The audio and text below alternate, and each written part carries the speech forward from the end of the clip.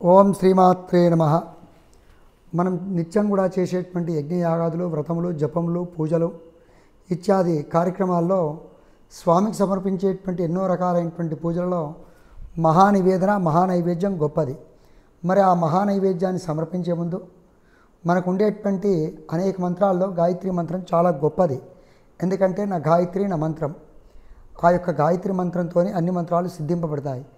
దీనికి నిదర్శనము విశేషంగా మనం స్వామివారి ఎదుట ఉంచేటువంటి సహజమైనటువంటి ఋతుకాల ఫలపుష్పములు కావచ్చు, మనము అట్టి పదార్థములను పక్వం చేసి స్వామివారి ఎదుట ఉంచినప్పుడు ముందుగా ఆ యొక్క పదార్థము మనకు సిద్ధింపబడాలంటే మన దేహము పంచభూతాత్మికమైనటువంటి దేహం.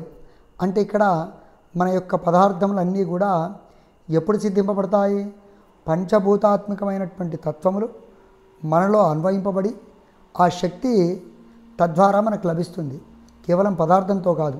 అందుకే ఆ పంచభూతాత్మకమైనటువంటి శక్తి లభించాలంటే మరి పంచభూతాలకు అధిపతి ఆ యొక్క సృష్టి దేవత శక్తి రూపిణి ఆదిశక్తి. ఆదిశక్తి అంటే గాయత్రి.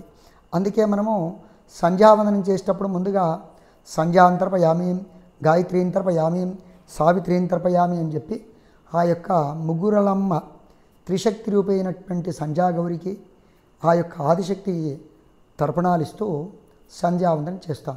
అంటే ఇక్కడ చెప్పాల్సినటువంటి విశేషమైనటువంటి అంశము మరి ఆ పదార్థం స్వామివారికి సమర్పించినప్పుడు అక్కడ పంచభూతాత్మకమైనటువంటి శక్తి లభించాలంటే అక్కడ ఆ ఆదిదేవత అయినటువంటి దుర్గాదేవి యొక్క శక్తి అక్కడ సిద్ధింపబడాలి.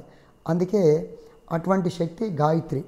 కావున గాయత్రి మంత్రం తప్పనిసరి స్మరిస్తూ అక్కడ విశేషంగా ఓం భూర్భువస్సువరేణ్యం భర్గో దేవస్య ధీమహి ధియో యోనః ప్రచోదయాత్, ఓం ప్రాణాయ స్వాహ, ఓం అపానాయ స్వాహ, ఓం ఉదానాయ స్వాహ, ఓం వ్యానాయ స్వాహ, ఓం సమానాయ స్వాహ.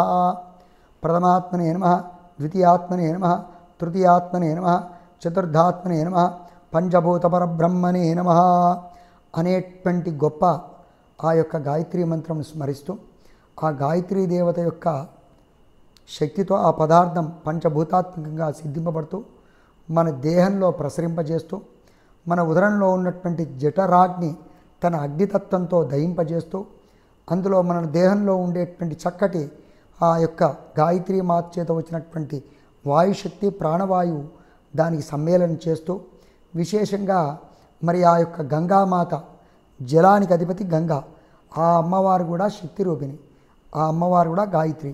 ఆ శక్తి కూడా ఇక్కడ జోడింపబడుతూ మరి అగ్నితత్వము, వాయుతత్వము మరియు జలతత్వము, ఆకాశతత్వం అయినటువంటి ఆ యొక్క సృష్టికర్త గౌరీదేవత అనుగ్రహం మరియు విశేషంగా భూతత్వమైనటువంటి ధరణీ గౌరీ.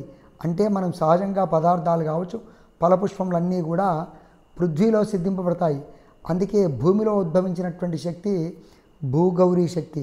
అంటే ఇక్కడ ఎక్కడ చూసినా కూడా పంచభూతాల శక్తి ఆ యొక్క గాయత్రీ దేవత వల్ల అంటే గౌరీ దేవత వల్ల సిద్ధింపబడుతుంది. కాబట్టి అన్ని శక్తులకు ఆదిశక్తి అమ్మ శక్తి గొప్పది.